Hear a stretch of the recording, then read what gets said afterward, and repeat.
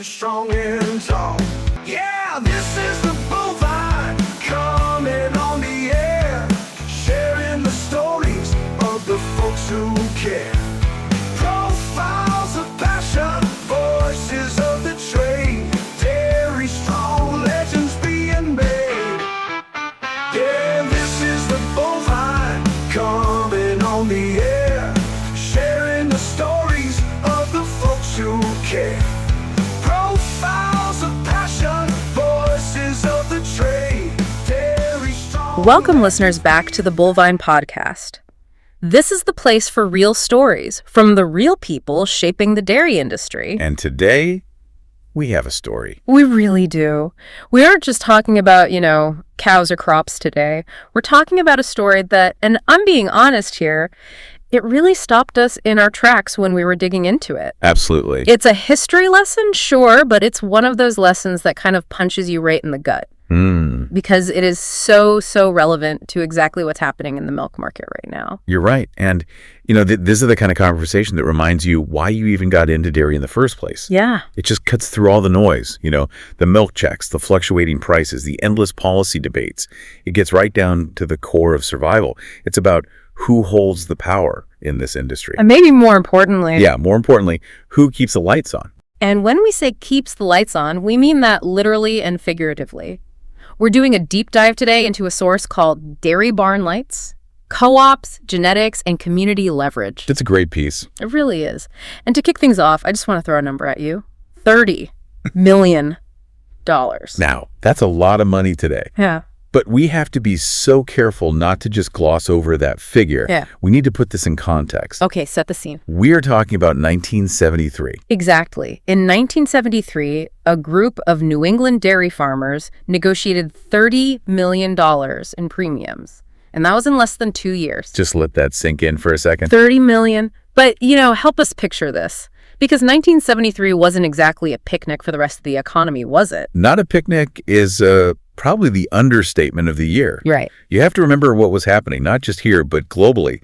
The Arab oil embargo kicks in. So energy prices are just through the roof. I mean, everything that runs on diesel, on gas, your costs just exploded overnight. On top of that, you have inflation starting to gallop. Towards double digits, yeah. Right, galloping towards double digits. Feed costs are becoming volatile in a way that, the previous generation hadn't really seen before. And right in the middle of this economic firestorm, you have this group of New England dairy farmers. Who are historically fragmented. Yeah. Stubborn. Famously independent. And somehow they managed to pull $30 million in premiums out of the market. And we really need to be specific about what premium means here. We're not just talking about the federal order minimums, are we? No. And that is the absolute key to this whole story. The federal order sets the floor. It's the safety net. It's the safety net, exactly. These farmers negotiated for over-order premiums. This is money that the processor did not have to pay by law. They weren't obligated at all. Not at all. They paid it because they had to. Because these farmers, led by a man named Louis Longo, had created a supply choke point that gave them actual real market leverage. And that's what the source calls the audacity of it. It is. Because usually when costs go up, the farmer just eats it. It comes right out of your margin. Here, they force the market to eat it. When you adjust for inflation, you're looking at something like, $180 to $200 million in today's purchasing power. Wow. Going directly into the pockets of family farms in the Northeast. This wasn't a subsidy. This was not a government program. This is a pure transfer of power. Okay, so that leads us to the central mystery that we really need to unpack today. How? How did a disorganized group of what economists call price takers just flip the script like that and become price makers? And maybe the bigger question. The more important one, yeah. Why does this article suggest that we're forgetting the very lesson that made that $30 million possible in the first place? Because if we forget that lesson, it's not just about losing a premium, is it? No. It's about who actually keeps the lights on in the barn. The source material makes a pretty heavy claim here. It says that we're at risk of turning those lights off ourselves if we don't understand the mechanics of leverage. So to understand how they got that money, we have to go back, way before 1973. Way back. We have to go to a vocational agriculture classroom in Connecticut, decades earlier. Picture this scene. It's the late 1940s. It's an old classroom, right? The air is thick with the smell of chalk dust and, oiled wood floors. Desks that have probably been carved into by generations of bored kids. Exactly.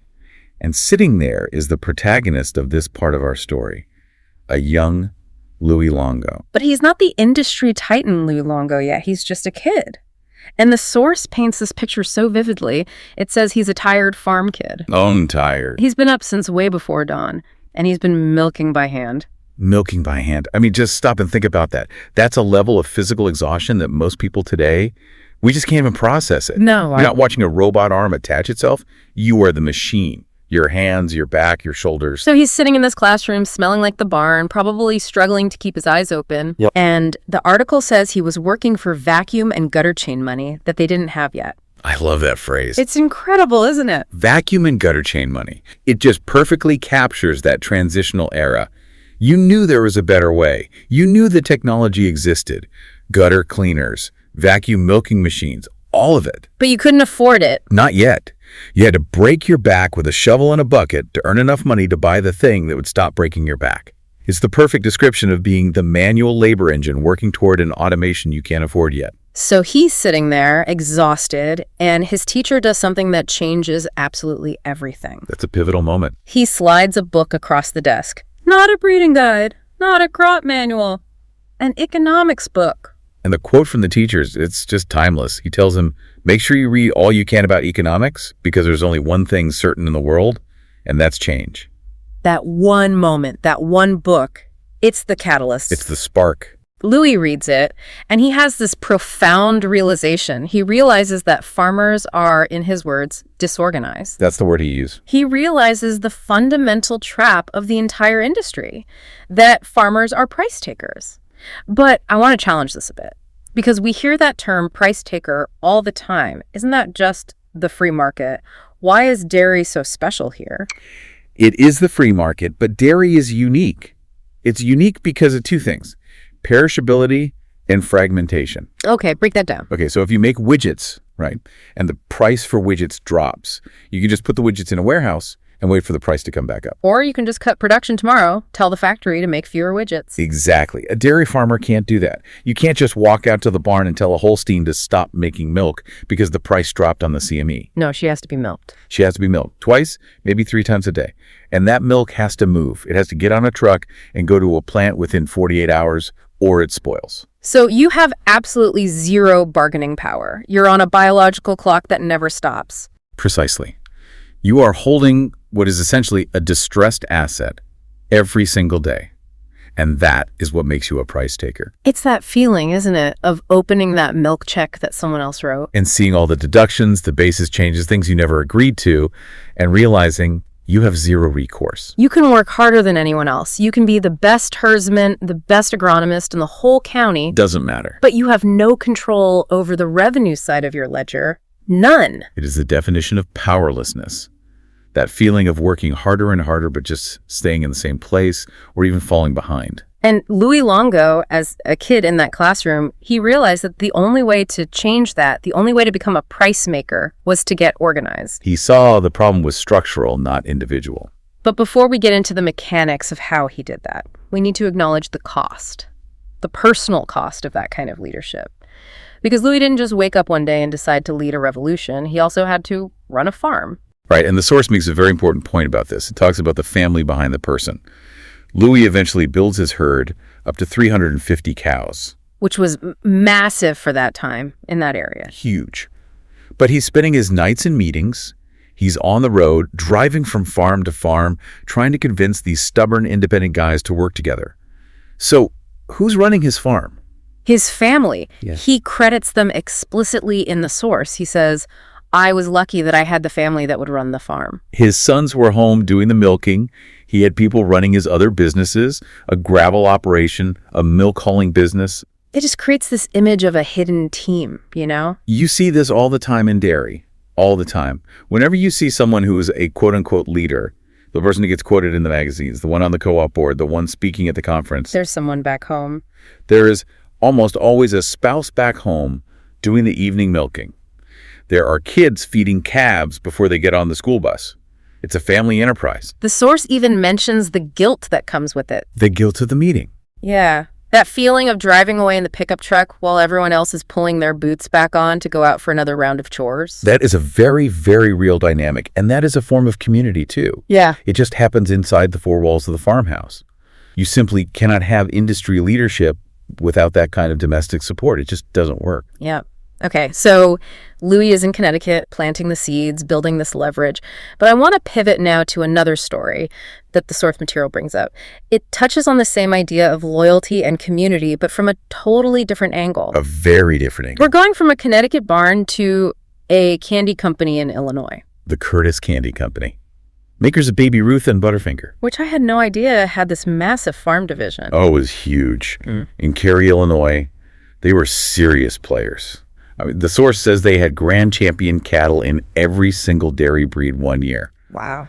And as part of that, they had an artificial insemination and AI division called Curtis Breeding. But then, as it so often happens, a crisis hits. The founder dies. The company gets sold to a huge conglomerate, Standard Brands.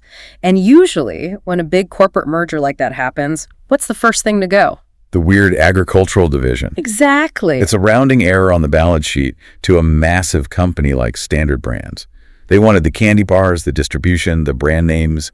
They did not want the cows. So usually the local history gets erased, the technicians get fired, the lab closes down. It's just asset liquidation. Box it up, sell it off, move on. But this time was different. There was a twist, and her name was Dorothy Schnaring. The widow of the founder, Otto Schnaring. And this is where the story gets really just incredible. I agree. When the company was sold, she insisted on a clause, a specific legal clause in the sale agreement that gave her the option to buy back the AI center within 6 months. Just imagine the pressure in that moment. Immense. She could have just taken the payout. She could have walked away, a very wealthy woman, and just, retired to Florida. But she doesn't. She exercises the option. She buys it back. And she becomes the president of an AI company. We have to stop and put this in the context of the era again. This wasn't 2024. Not at all. Women in agribusiness leadership were, for all intents and purposes, invisible. They weren't just rare. They weren't in the headlines. They weren't on the boards. For her to step in as president, and not just as a figurehead, but as the person actively keeping the doors open, that was a radical act. A radical act of loyalty. What do you think was going through her head? I think she looked at the people. The source specifically mentions the lab staff, the technicians, the office team. These were people from her community. Her people. Her people. If she doesn't buy it back, their livelihood is gone. The institutional knowledge is gone. The whole thing just disappears. She proved that community isn't just a nice word you put on a brochure. It's a business strategy. It's a business strategy. Yeah. She kept the talent together. She kept the lights on. And the source draws a direct line from what Dorothy Schnaring did then to a more modern parallel. Dr. David Faber and Trans Ova in Sioux Center, Iowa. Right. Now we fast forward to 1980. Another crisis period. A terrible one. We're talking about high interest rates, 18-20% prime rate. The farm crisis is looming on the horizon. Farms are starting to fail. And right in the middle of this, here's Dr. Faber starting an embryo transfer business. Which at the time must have seemed like absolute science fiction to most farmers. It was weird science. It was a luxury. I mean, think about it. If you are struggling just to pay the feed bill and the interest on your operating note, why on earth would you pay for something like embryo transfer? It just feels like a massive risk. An incredible risk. But the why behind their success wasn't just about the technology, was it? No, the source makes that very clear. It was about trust. The source emphasizes this over and over. Trans-oving didn't grow just because they had the cool new tech. They grew because they started small. They were helping local farmers, their neighbors, multiply their best genetics. It required the community to trust them with their very best, most valuable cows. Absolutely. Yeah. And on the flip side, it required the staff to stick around when things didn't work. Because in the early days of ET, or early AI for that matter, things went wrong all the time. Constantly. Protocols fail. Cows don't settle. Embryos don't freeze right. If you don't have a team that is willing to grind through that failure day after day, you never get to the breakthrough. You never get to the point where IVF is just a standard practice in the industry. Speaking of things going wrong, this brings us to my absolute favorite part of the entire source material. I think I know where you're going with this. The sheer, unglamorous, logistical nightmare of early genetics. We're talking about parachutes. We are talking about parachutes. This is a story that, I mean, you almost can't believe it's true, but it is. Bob Bovies, who was with Curtis Breeding back in the day, he tells this story. And to understand why they were literally throwing things out of airplanes, you have to understand the biology they were fighting against. Right. This is pre-liquid nitrogen, pre-cryopreservation. So we're talking about fresh liquid semen. Exactly. Back in the 1940s and 50s, the extenders they were using, these egg yolk citrate buffers, they gave them a viable window of maybe, if they were lucky, 24 to 36 hours. That's it. That's it. The moment that collection happens at the stud, the clock is ticking on motility. The cells are dying. You don't have the luxury of a cryo tank sitting in the corner of the barn for 3 weeks waiting for a cow to come in to heat. No. If you're a technician in rural Indiana and the bull you need is in Illinois, you need that sample now. And remember, there's no interstate highway system yet. Right. There is no FedEx overnight. There's no UPS. The infrastructure to move sensitive biological material that fast simply did not exist. So the parachute wasn't a marketing stunt. It was a supply chain solution born of pure desperation. Okay, describe the process. The source says Curtis Breeding Service hired local pilots with little planes like Piper Cubs. They'd fly a route, literally a milk run, but for genetics. And the technician would be waiting in a field. How did the pilot know where to drop it? The technician was told to lay out a big white sheet in their front yard. Yeah. That was the target.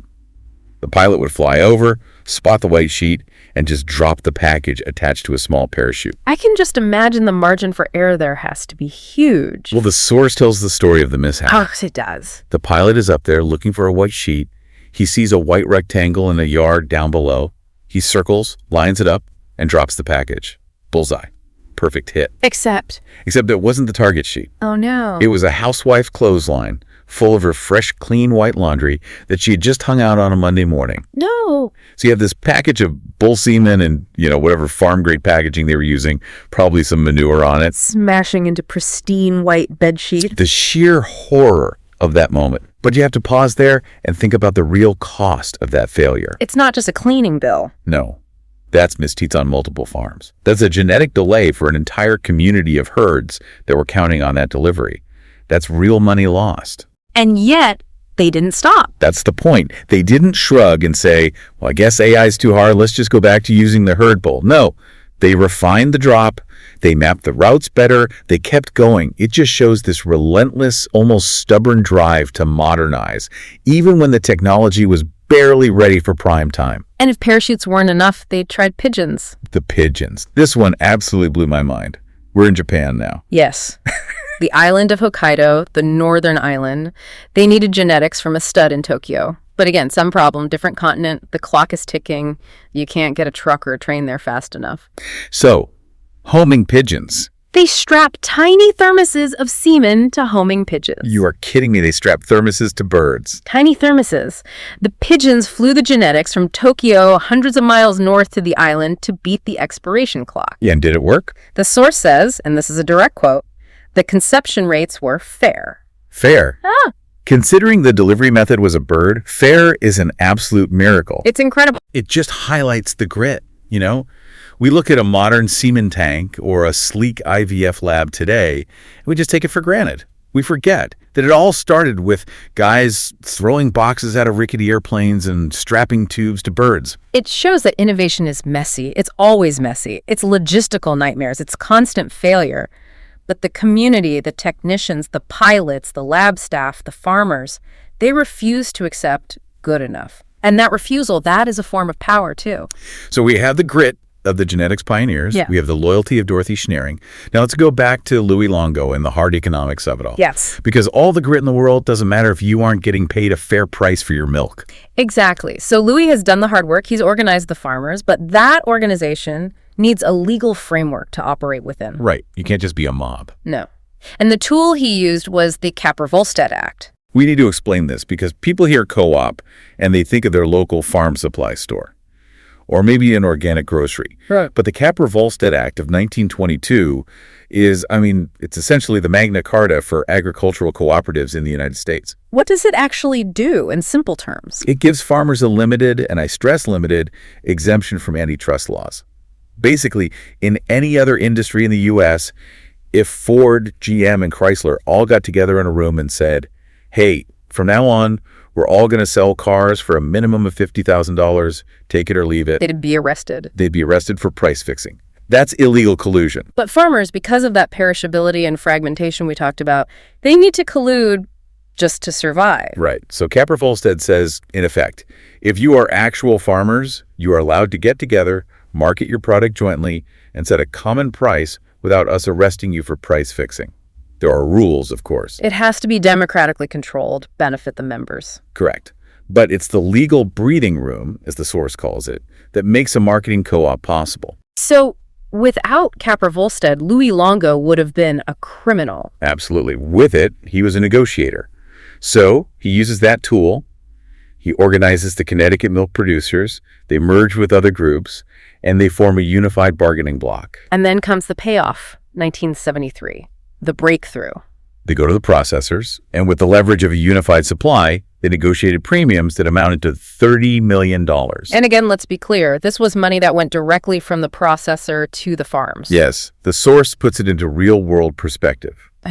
That's money for fixing the barn roof that's been leaking for 5 years. That's money for buying a new line of heifers to improve your genetics. That's money that keeps the next generation on the farm because for the first time, maybe they see a future in it. It's not just numbers on a spreadsheet. It's viability. It's hope.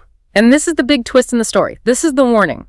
Louis Longo had a reflection later in his life. He said, "We lost the premiums." And it's so important to understand why they lost them. Yeah, did the government step in? Did the processors find a loophole? Did consumers revolt over prices? No, none of that.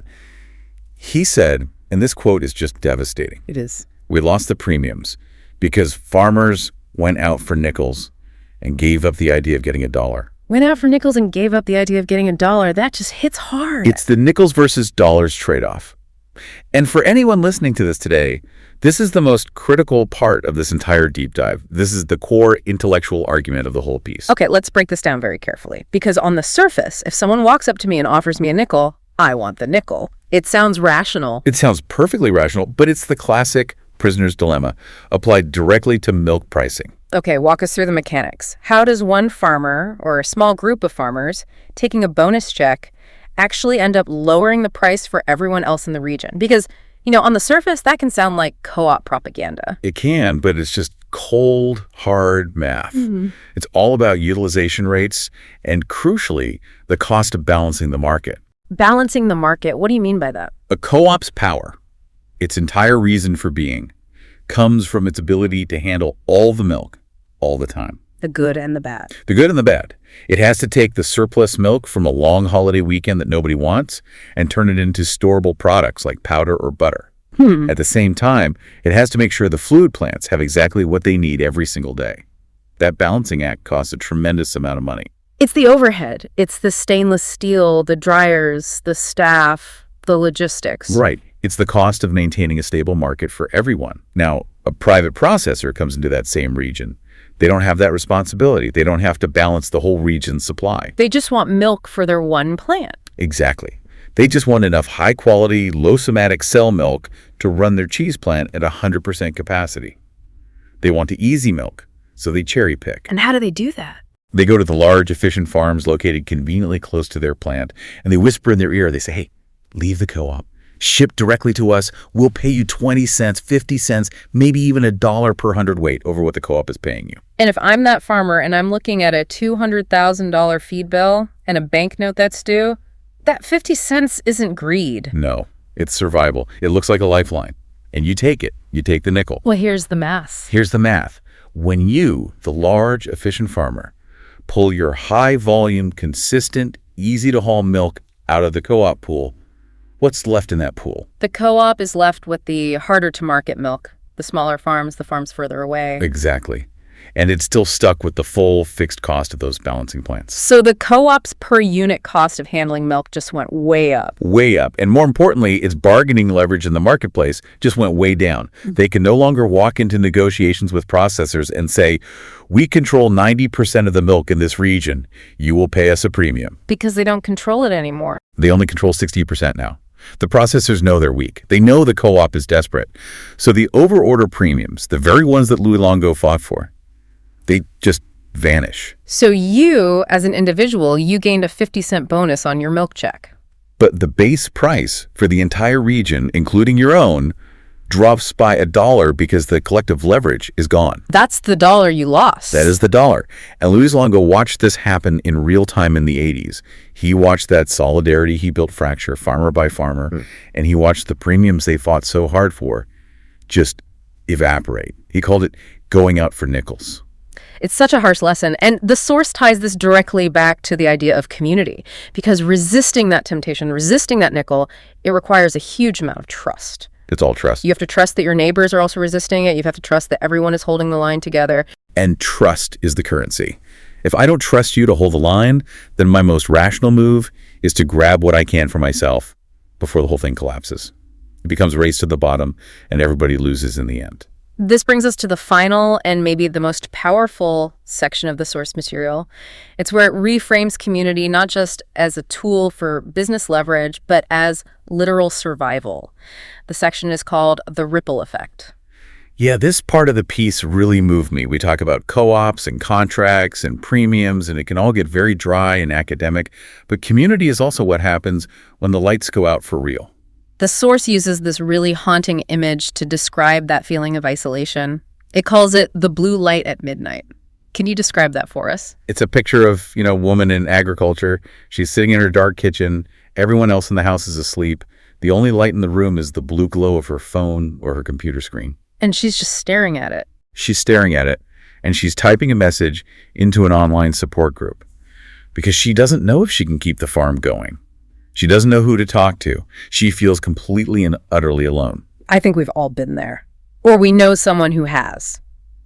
The isolation of dairy farming can be absolutely crushing. But then the source talks about the response she gets. It's not her family. It's not her banker. It's strangers. Other farmers. Other farmers, hundreds of miles away, typing back at 2 a.m. saying, "Me too." Or "Have you tried this?" Or just "Hang in there, we see you." The source calls this the hidden team. The hidden team. It's all the soft stuff that actually determines the hard outcomes. Because when the barn burns down, and sadly barns do burn down, who shows up at 3 a.m? It's not the private processor who is offering you that 50-cent premium. They're not driving the fire truck. They're not even calling to see if you're okay. No, it's your neighbor. It's the guy you might have argued with at the last co-op meeting, but he's there with a stock trailer to help you move your cows to safety. It's the vet who's booked solid for 2 weeks, but says, "I'll be there in an hour." It's the nutritionist who sits at your kitchen table with you and helps you rework the entire ration because corn prices just spiked and you're broke. That right there, that's the list of lights. The people who keep your actual barn lights on when everything else has gone dark. And that is the ultimate argument the source is making. You cannot survive as a price taker in a silo. If you isolate yourself to chase a nickel, you might get the nickel for a while, but you might find yourself completely alone when you really need $1. Or when you need a fire truck. Or a shoulder to cry on. It's such a powerful reframing. We tend to think of business and community as two separate things. Business is the hard numbers and community is church and potlucks. Right.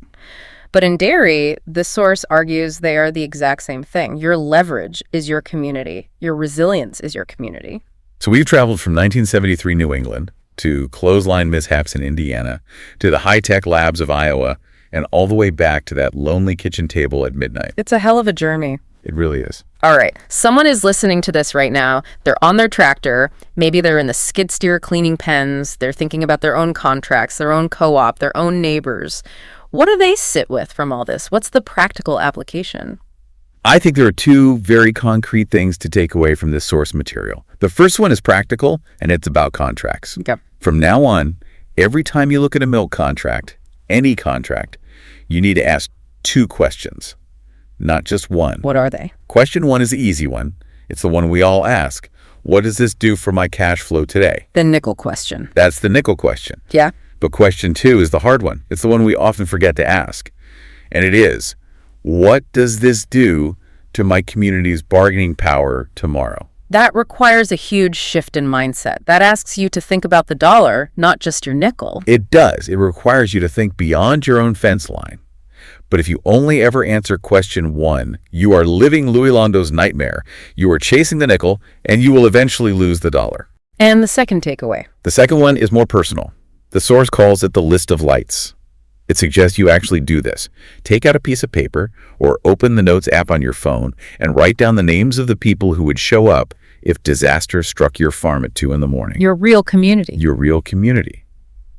And then you look at that list, and if that page is blank, Wow. if that page is blank, that is your immediate to-do list. That is more important than culling a cow or fixing a fence.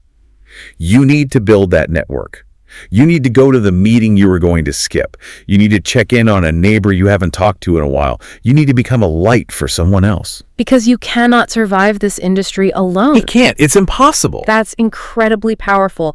It's not just about economics, it's about resilience. It's about building a web of support that can withstand the shocks that are inevitably coming. It is.